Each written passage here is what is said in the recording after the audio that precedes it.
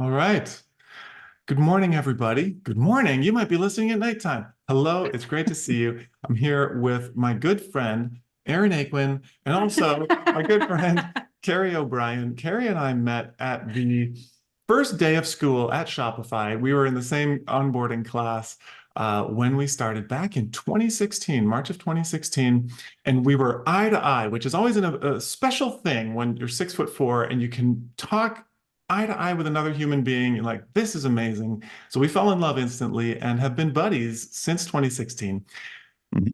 And even then, Kerry just continued to grow and contribute as a leader, as a teacher and coach of leaders. And so that is why we are really excited to have you, Kerry, on the podcast today to talk about all things leadership development, coaching.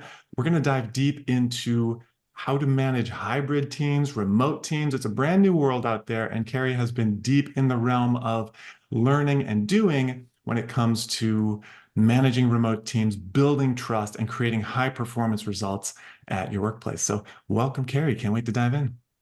Awesome. Now, Steve, you did miss a very important part of our meeting story that I think informs what we're talking about today, which was we met in the lobby of the building Shopify was in. So Shopify was up on one of the higher floors. And what we didn't know at the time was there's two different sets of elevators. And so, you show up, you go to the first bank of elevators, it doesn't go to the floor you need, and you don't know to go around the corner to the second bank. And so it was like you, me, our friend Carla, and a couple others, and we just started looking for other like unsure, kind of confused people. We all kind of found each other in a knot, and then one of us, probably Carla, worked up the courage to go talk to someone who had a Shopify backpack, and they were like, no, yeah, you go around the corner and go up the elevators there. So it was like a really interesting case study in what do people do when they're in an unfamiliar place with unfamiliar people, and how do they solve this problem of getting to where they need to go. And thankfully we passed the test, because I'm not sure if we would have had a second day at Shopify if we hadn't. I think that's part of onboarding is, can you find the elevator? Can you muster the courage to talk to a stranger? Sounds like a corporate escape room. A little bit, yeah, that's what it was. That's what it was. Thankfully we were surrounded by good people. Exactly. So where do you want to begin? Okay, so I want to talk about all of the tears, literal tears that I have seen with my clients, with people in my network about navigating this hybrid work life that so many people are in, whether it's working remotely, having some members of their teams in office, some working in other time zones, and just this whole world that we are now in. Mm-hmm.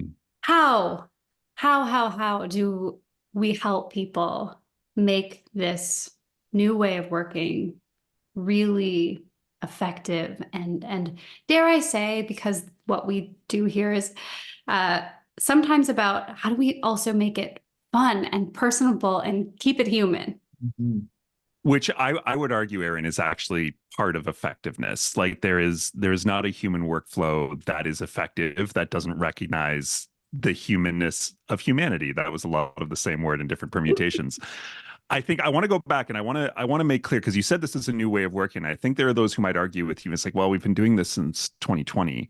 Not really, though. Not in the same way. Someone said, I wish I could remember who it was, but someone said early on in the pandemic when we were all remote, you have to remember right now we're not watching the highlights of what this new form of working can be. We're watching the blooper reel. Like we're all dealing with the uncertainty of COVID. We're worried about vulnerable family members. Those of us with children are trying to like homeschool while we're working. And so it's really only in the last couple of years that we've gotten to a point where we are actually optimized to work effectively in hybrid teams. Now, the upside of COVID, if there is one, which I would argue there isn't, but the upside of it is we did get a wealth of research, knowledge, and experience in what working hybrid could be like. And I think what working hybrid, remote, virtual, whatever you want to call it, is telling us is the biggest thing we're lacking is trust.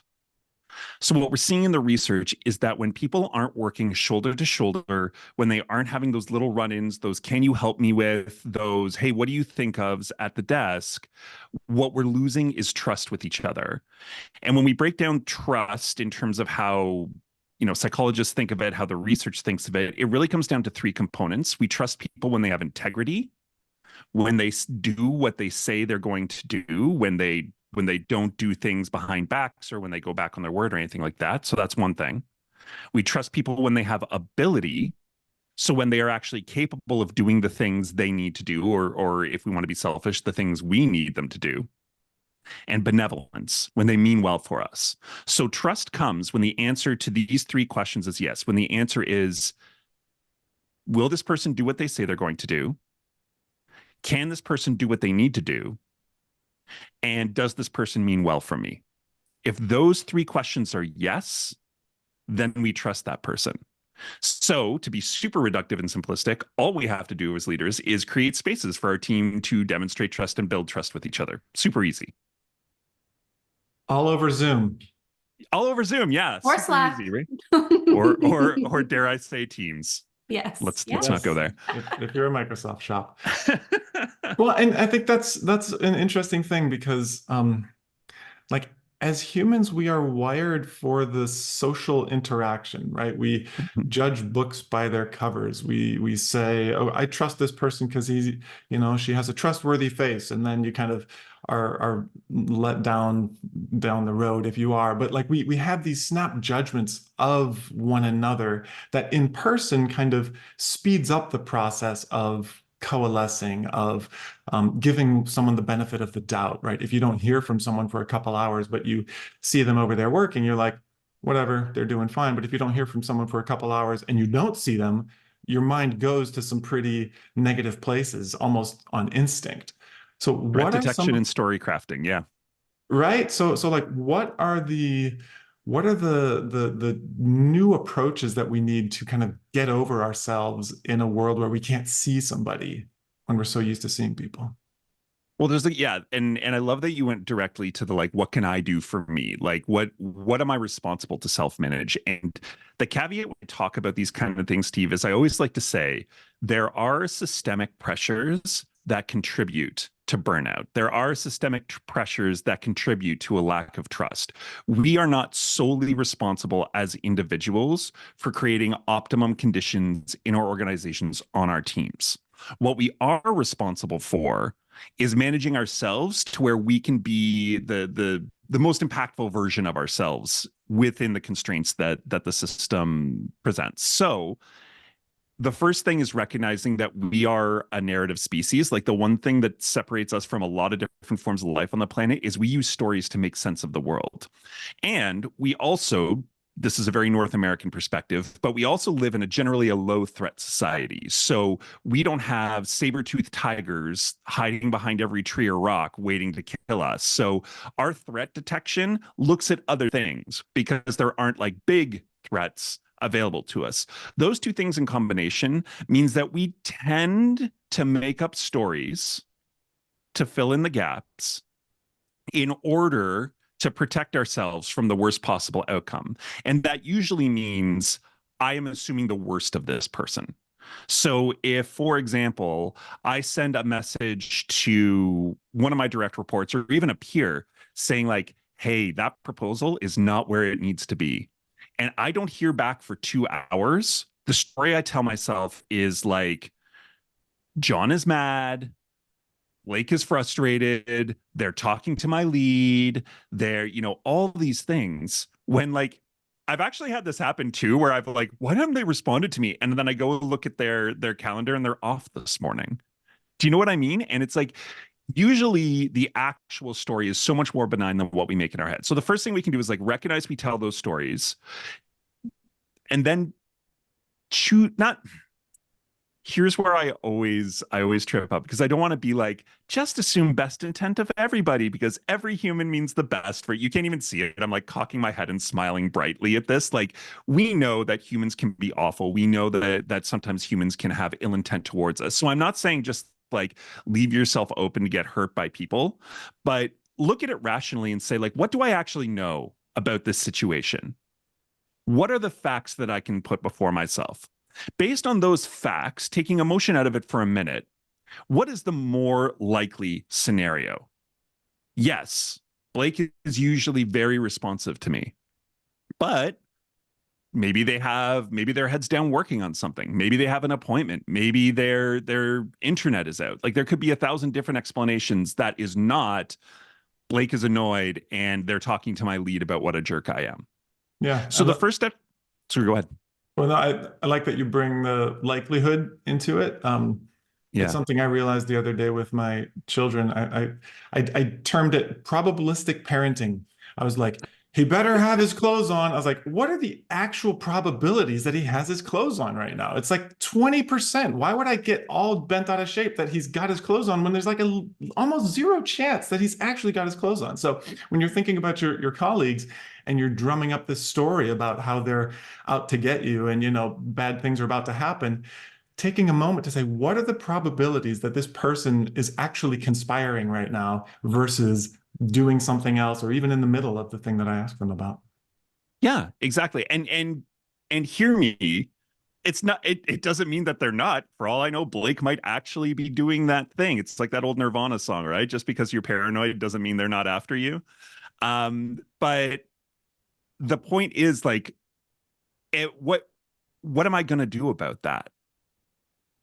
If I operate assuming Blake is doing that and they're not, I'm now like low trust with Blake. I'm guarded. Bad things are going to happen. That's the risk of thinking that way.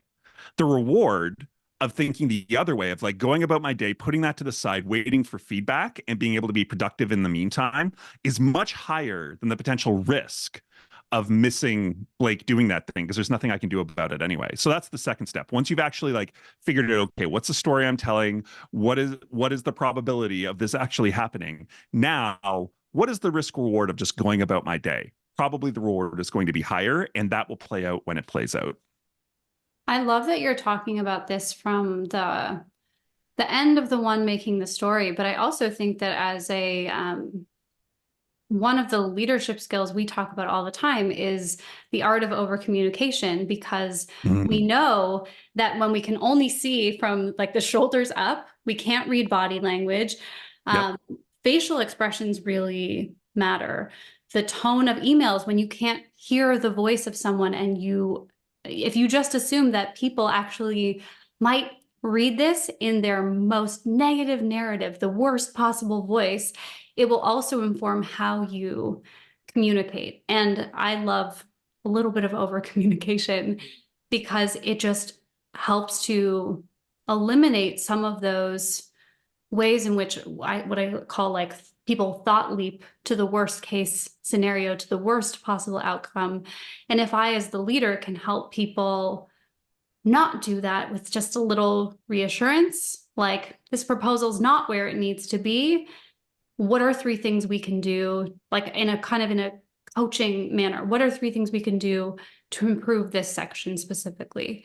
And I give them a problem to solve rather than let their brain go to the doom scenario. Yeah. And even getting ahead of that, because we've talked about like what you can expect from me, kind of the leadership manual, or how best to interface with me as your boss, with me as your peer.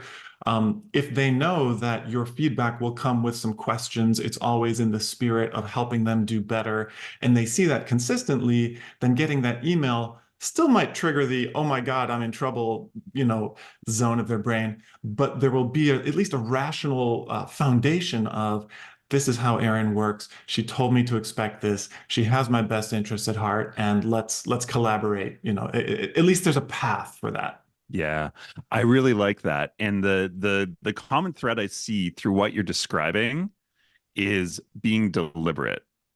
That, I think, is the biggest mental load for leaders right now, is how deliberate they have to be versus how natural everything felt when we were in person. So when we talk about communication, it's not that you didn't have to be deliberate when you were in person. Like, we all know that that person who just wasn't a good communicator in person or whatever. But everything is so much more deliberate now. When we go back to like talking about those 3 elements of trust, those three elements of trust were all readily available when we were working shoulder to shoulder. We could watch people do their work. We could see them do nice things for us. We could see them do the things they said they were going to do. And now leaders have to be so much more deliberate about creating those spaces.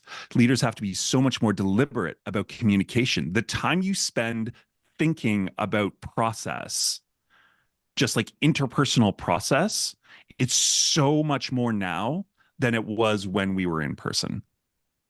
Absolutely. You also don't get a flavor for how people are as humans. Like if you have somebody who in meetings is always looking down and taking notes, and then you see them at lunch and they're always kind of looking down and being in their book, you get a sense of like, oh, this is a person who's like, likes to just kind of be in their work and they're kind of in their own bubble. That on Zoom can really hurt trust. You know, when we even with some of our coaches, when we train them, we like tell them like, this is how you position your camera. So you're always looking at the person you're talking to. Do not take notes over here. If you have a second screen and you're over here talking, it is such an interpersonal disconnect. And even if you're communicating everything so beautifully, there's not a personal connection that that person can feel from you. Can I offer a little pro tip that I love for that? Please, yes. If you are a Mac user and you have a window open, there's the little green button. You can probably hear me sliding my mouse to make sure I do this properly. There's a little green button at the top of every window that you can use to maximize the window, but there's also an option to tile a window to the left of screen. So if you're taking notes outside of Zoom, Teams, whatever it is, you can tile Zoom to one side of your main screen. Your notes, whether it's in Docs or the Notes app or whatever, to the right, you can actually choose how much real estate on your screen each of those take. And then you can have one main screen so your eyes can flick from Zoom to the camera to the notes, all within one. You won't move your head at all. It has really, really helped my presence and engagement in virtual meetings. People feel it. I mean, that is everything. Thank you for that tip. It's just so interesting though, because we are analog beings adapting to a digital world. Where didn't Madonna write a song about that? We are living in a digital world. That's about right. And we are analog beings. Totally. It needs Number to be one summer jam. There you go. But like this idea that in order to connect with someone, you have to look into a little black dot of a camera is so unnatural. It speaks to your point, Kerry, about the deliberateness that's required for leaders to have the impact that they want to have, which might have been more natural in a in-person world, which kind of segues into the next point that I want to dive into here, which is leadership training and development. You know, your area of expertise is how do we develop the humans at work so they can be more effective, productive, fulfilled, all that good stuff. And what strikes me is the common thing that we see with leaders is they're often promoted from being an individual contributor to being a leader. And most of the time, they are not told that that is a completely different job. And so the requirements to actually develop those skills and become effective leaders is enormous, but oftentimes they're not really given the support to do so. So I'm curious what you've seen that helps people make the biggest leaps in that new career that brand new job they have no training for. Yeah. Well, and to pile on a little bit to what you're saying there, Steve, oftentimes too, when you move from that individual, and sorry, I'll speak, like I've worked mostly in software. I started my career in investments, so your mileage may vary. But what I've seen is that when you get promoted into that very first leadership role, you know, you're leading individual contributors for the first time, there's either an unspoken or very spoken expectation that you are also going to be doing individual contributor work. You know what I mean? Like you need somebody who can lead the team, but also isn't afraid to get down in the weeds or isn't afraid to get their hands dirty is usually the way it's positioned. Coach. Yeah. Yes, the player coach, the myth of the player coach. Greatest player coach of all time, by the way, Bill Russell, Boston Celtics. He won 11 titles, but I think 3 or 4 of those he won as a player coach, which is just wild to think of. Anyway, wow. I was going to say Mike Ditka just because I'm from Chicago. Oh, Yeah, of course you have to. Yeah. Can you imagine if Nick, Jordan was also coaching the Bulls? Like that would have been amazing. Anyway, he kind of was, I I don't guess. think it would have Anyway, worked. I have nothing I don't to think Jordan contribute here. could not have done it. I have no sports.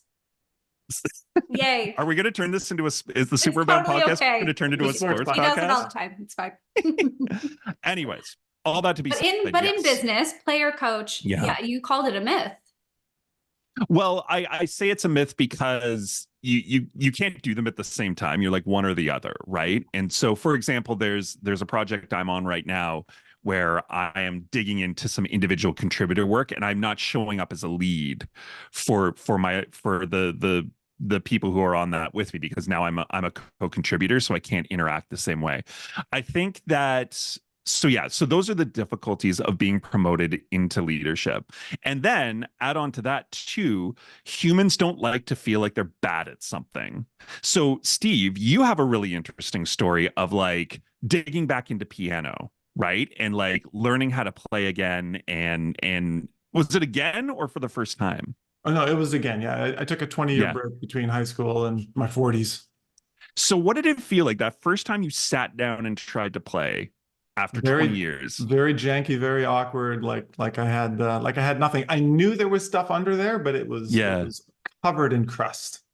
And you're also a very accomplished trumpet player, so you're like, whenever you get that Jones to do something musically, it's hard to like, oh, I'm going to reach for this thing I don't feel good playing versus this thing I feel great playing, right? Yeah. It's the same thing when you're leading. One thing, Liz Wiseman talks a lot about this in her book Multipliers, and I love that book. Highly recommend it, especially for new leaders. She talks about the paratrooper. So the paratrooper leader who, whenever things are going wrong on the ground, immediately straps on that parachute and jumps right down into the weeds to fix it. And a lot of times the reason they do that is because it feels good. Mm-hmm. So the first thing I think new leaders need to commit to is this is going to feel bad. And it's going to feel bad for a while. That's what the learning feels like. That's what it feels like to go into a one-to-one where you've got a disgruntled IC and you don't know what to say. Yep. But next time you'll have a better idea of what to say. So that's the first thing. Commit to it feeling bad. And then the second thing is, because, this is not a craft. I mean, I was about to say you don't go to school for it, but I have a master's in leadership. So I guess you kind of can go to school for it. But it's not a craft you're like trained on. It's not a craft you're brought up into. So you really have to figure out what the craft is for yourself. So finding a mentor who's been doing it for a while, even if they're not leading the same craft. If we're going to say leadership is its own craft, there are transferable principles, no matter if you're leading developers, salespeople, customer success people, whatever. There's transferable principles. So find a mentor leader who's been doing it for a while and co-process with them. That's another piece of advice I always give new leaders. And just treat it like a craft, like figure out what the competencies are. And I'll give you if I was to say, like, there are two things that every single leader needs to do well early on, as quick as they can. Number one, like you said, clear communication. So, get on with Superabound. They know what they're doing. And two, strategic decision-making. Learn how to make strategic decisions. Learn why you don't make strategic decisions today. Mm-hmm. So well said. Yeah. And you mentioned it, but I just want to highlight it in case people decided to kind of glaze over that part. Getting your own support, getting your own mentorship, your own coach, the people who aren't just sympathetic ears and people who love you in your life. Those are great. We want those people too. You need those, but they serve a different purpose. But we need people who get what you're going through, because leadership, we had a session with some of our trainees yesterday. We took them through this exercise where they've had to, for 5 minutes, talk about their unique skill sets, their expertise, their positive attributes. Just their positive attributes for 5 full minutes. And then when they got stuck, the others had to come in and coach them, had to like speak back what they were hearing. And one of the participants said, she's like, I feel so fired up about this. I just realized there are so many great things that I do that I never give myself credit for. And furthermore, no one in her company gives her credit for. She thinks she's of the mind that if as long as my boss isn't talking to me, I must be doing okay. And she leads a lot of people. So Oh, it's that's one of rough. those. So having those people not only to brainstorm, but someone who can see behind the scenes. You know this. I was a tour manager for musicians for a number of years, and being backstage, seeing the whole show come together, knowing what it took to get on the road and finally play to that audience. There's something special when you have those people in your life that have been with you for that journey and understand what it took to stand on stage and get the applause, or the people to clap for you if no one else will. Yeah. There are those shows too. Yeah, the value of I think we often think of mentorship as it's a course correcting function. It's the bumpers in the bowling lane, but it's also a celebration function. Like the best mentors in my life have always been like, Kerry, when you first came to me, you were like X, Y, and Z, and now you are A, B, C. Like you have actually grown because we don't see it because growth is so incremental and we're with ourselves every day. But they have that sort of 10,000-foot view to say like, no, you have grown, you have developed, you have changed, really well done. They also have the ability to say like, you know better than that. Come on. Like what are we below the line here? I think we're below the line. Let's pull you above the line. Yeah. It's the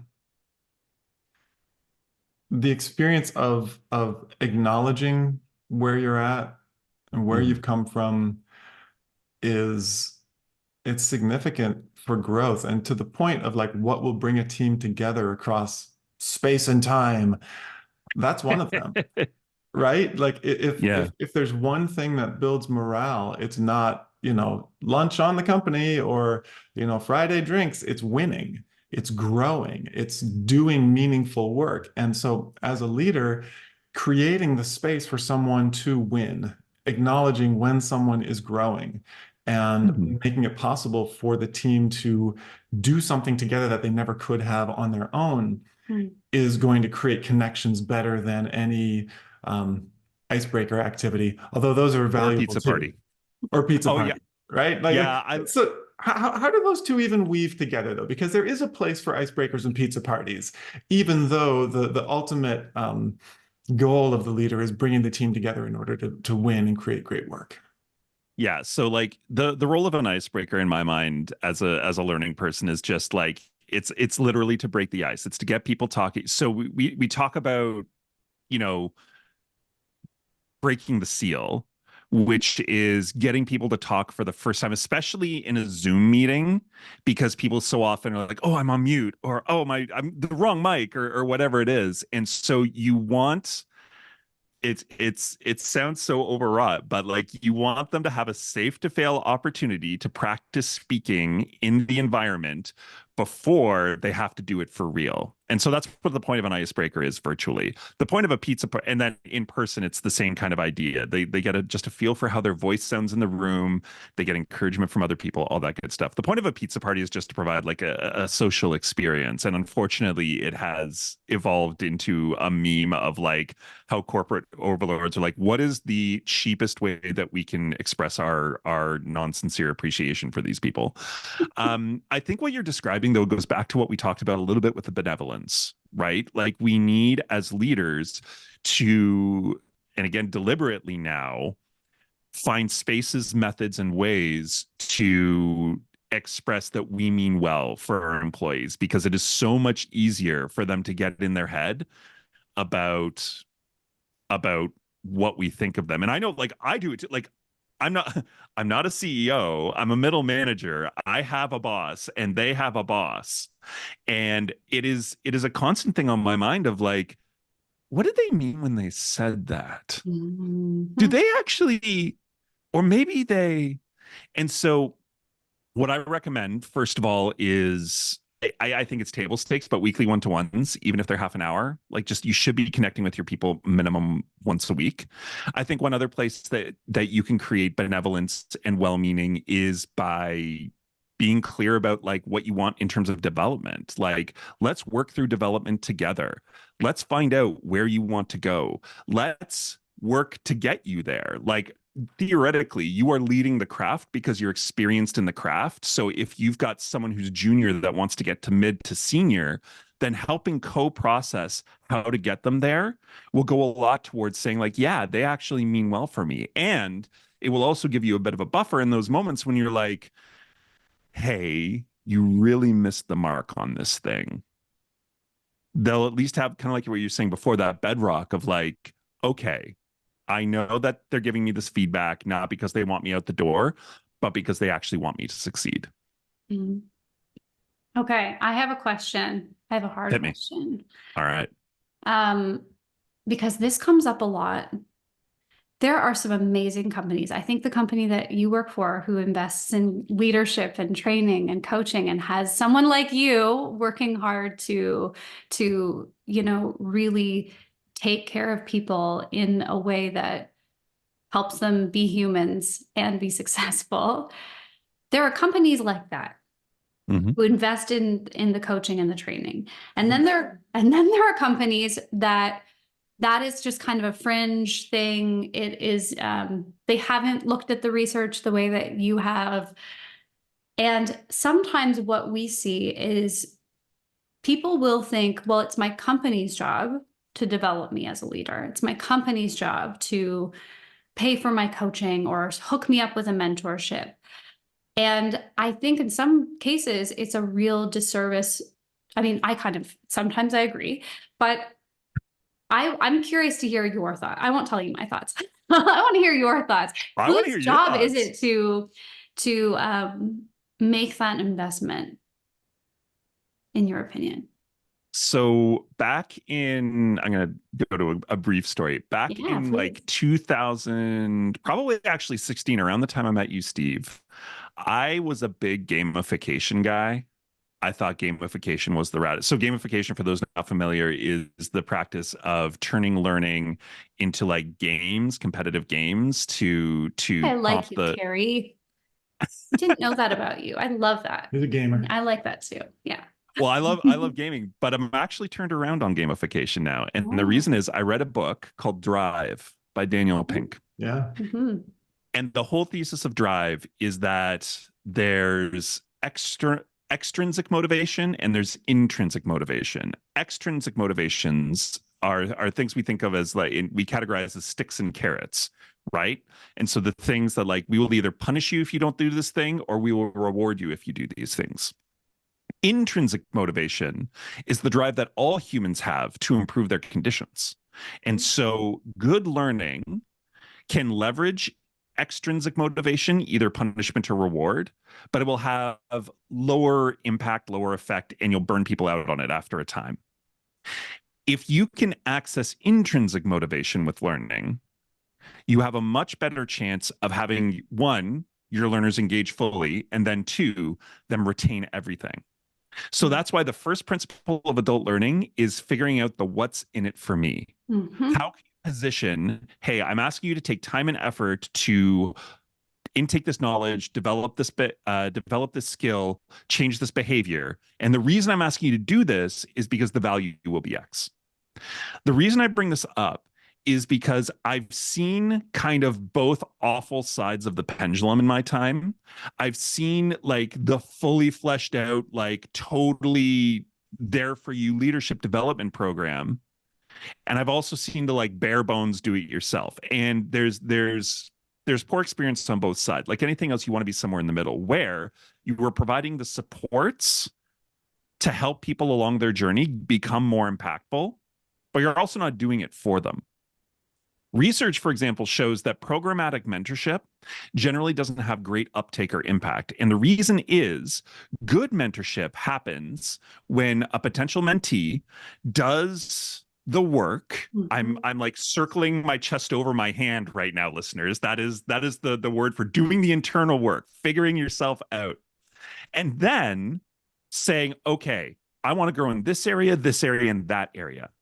I'm going to find a mentor who will help me do those things. And I'm going to invest in that relationship because, frankly, you know, we often hear about like mentors leaving relationships. Like, I'm too busy, I'm not getting value here, yada, yada, yada. Oftentimes mentees are the ones who fall off, because they should be the one who are driving the relationship, and they're not. All that to say is a really good leadership development program accesses intrinsic motivation. It identifies, it says, hey, we want you to grow as a leader because we believe that's going to impact the company's bottom line. There's a reason leadership development is a flagship of most learning and development organizations, and that's because it is the highest downstream impact. When you have good leaders, you tend to have good, impactful teams. Yeah. But it doesn't try and replace that intrinsic motivation. It doesn't say, we are going to do all of this for you. It doesn't say, we are going to figure out mentorship for you. It doesn't say, we are going to figure out all these things. It's like, it's all here. You need to do it. And again, the caveat there, the biggest impediment for a lot of people, especially when they become a new leader, is workload compression. They have so much more work to do, and they don't know how to make time. And it becomes difficult for them to participate in leadership development. So with those new leaders, coming alongside them a little bit more, making sure that value prop is clear, to say clear time for this because it'll have this value for you, but they still need to do the work. Mm-hmm. Does that answer your question, Erin?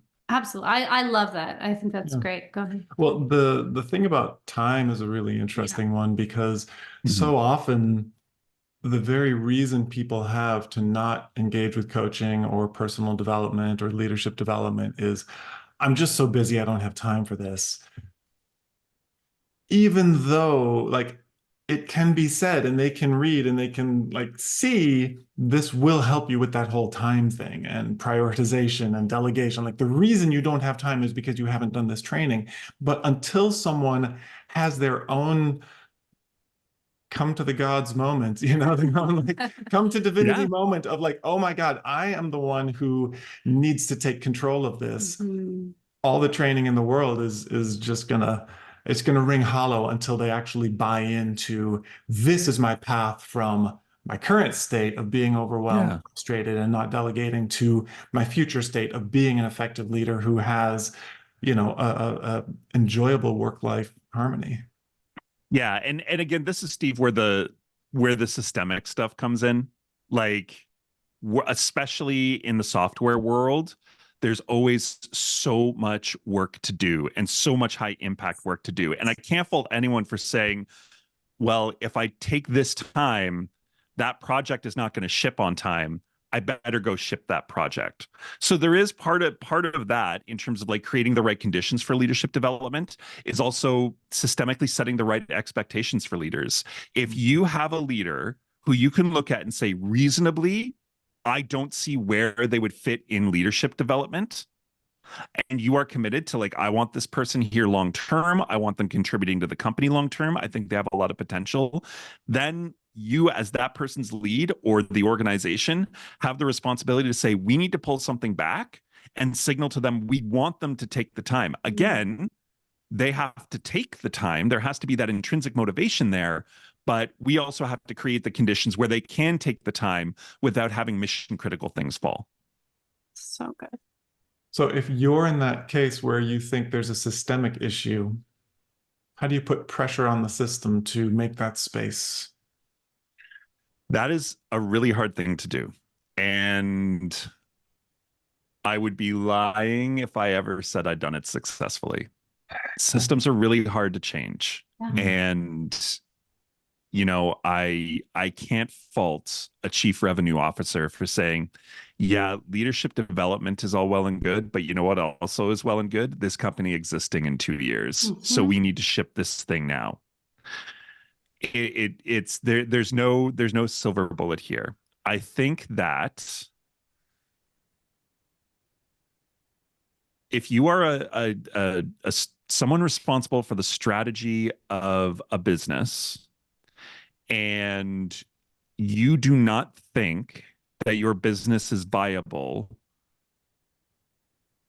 when you make time for leadership development, I would argue with you that you are probably not optimizing for long-term success, and you are kicking problems down the road. And it is up to you how far down you can kick those problems before they become unsolvable. I would also point to all the research, and there is so much you can find, that says the number one thing people are looking looking for, well, the number one thing people are looking for in this economy is money. The second thing they're looking for is developmental opportunities. And so if you want to get the best talent available to you, and hey, we are a virtual hybrid world, you now literally have an entire globe's worth of talent available to you. Mm-hmm. If you want to get that best talent, you want other talent saying on Glassdoor, I had the ability to grow. I was given the space to develop. My manager cares about where I'm going. So that's how I would respond to that. That's beautiful. We have a company that we work with, and about once a year, at least 5 or 6 of their newest managers will go through a course with us. And it's really amazing, because then the development becomes cultural, and everybody's teams know where their lead is at that time. And they have that mentorship and support within their company. They have each other that they can bounce things off of, that they can play with. And it becomes not just one person seeking out a mentor or a coach and hoping they can make systemic change, but actually a group of people who are saying, you know what, we're going to bring up, we have a concept that we talk about static. We're going to talk about collective static at our next meeting on this project. And that team's doing it, and this team's doing it, and that team's doing it. So it becomes something where those 4 or 5 people can roll out a whole shift in the mindset of how people work. So if I was to develop it, what I love about that, Erin, too, is the important, when we talk about craft, we often talk about community as well, right? Like, one important thing about growing in a craft is having a community of people practicing that same craft. Absolutely. Which, again, if we're going to say leadership is a craft, we need that. So the one thing I'd say all really effective leadership development programs that I've seen have in common is a cohort model. You've got people going through it together. So I joined Clio back in November. I've obviously been, I've been doing leadership development for a while. I've been leading for a while, but I'm joining what it's called Base Camp, which is our leadership development program. And I'm in a cohort, and each cohort actually has triads. So you have a larger cohort of, I think my cohort is like 25 or 30. I could be wrong. But then I have a triad of 2 other people who I do on the weeks we're not meeting. I get together with them and talk through some of the content. And one of us, we come from very different organizations. One of us is a lot less experienced in leading than the other 2, but you're getting to discuss this craft. And the value for me too is, again, someone who's been doing it for a while, who has a solid theory base. I've got this person asking questions, and I'm like, that's a great question. I actually don't have a good answer. It prompts me to fill in holes in my game. So there's super value there. So yeah, again, if you are a leader and you're looking for what do I do next? Find the people practicing the craft, and whether that you can do that in your company, which is so great because you share that context, or finding external places to do that, but find people practicing that craft and talk about that craft together. Amazing. Well, Kerry, thank you for taking the time to talk about the craft with us. This has been a fascinating conversation. I hope it's been very helpful for all our listeners. If people want to connect further with you, hear more of your wisdom, where should they go? Which we highly recommend, by the way. Well, thank you. That's very kind. So for me personally, my LinkedIn is the best place to go. I don't have a website or anything like that yet. So check out my LinkedIn, connect with me, message me. I love talking about this kind of stuff. It's not so much my wisdom, but back in the fall, I co-launched a podcast with a friend, Lauren. The podcast was called How'd You Learn To? You can find it on Spotify, Apple. I don't think Google Podcasts exist anymore. Maybe it's on YouTube. Or the website is hiltpod, HYLTPOD.com. And we talk to people who have achieved mastery in some really interesting and esoteric practices, and just talk about how they actually learned to do that thing, and what were the processes and what were the bumps. So we had a professional magician, we had a break dancer, we had a certified tea sommelier. Really great listen if you want to understand how humans learn to do things. So I recommend you check that out as well. Now I know what I'm doing today. No, just kidding. I'm working. Maybe tonight. Well, you can listen to podcasts and work, depending on the work. I think you can. I agree. Yeah. It sounds like the perfect project for a learning professional, right? You're just Tell me you're an L&D geek without telling me you're an L&D geek.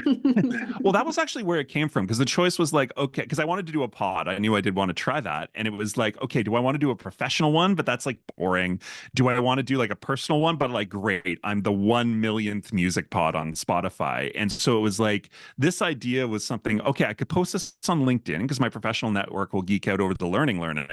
And then I could post it on my Instagram because my friends will be like, oh, wow, that's really, really cool that they learned how to do magic. So yeah, it was a perfect confluence for like me personally and me professionally. Love it. Brilliant. Well, Kerry, thank you again for sharing your time and your wisdom and your humor and generosity with us. We appreciate having you here. My absolute pleasure. Thank you for having me. Thank you.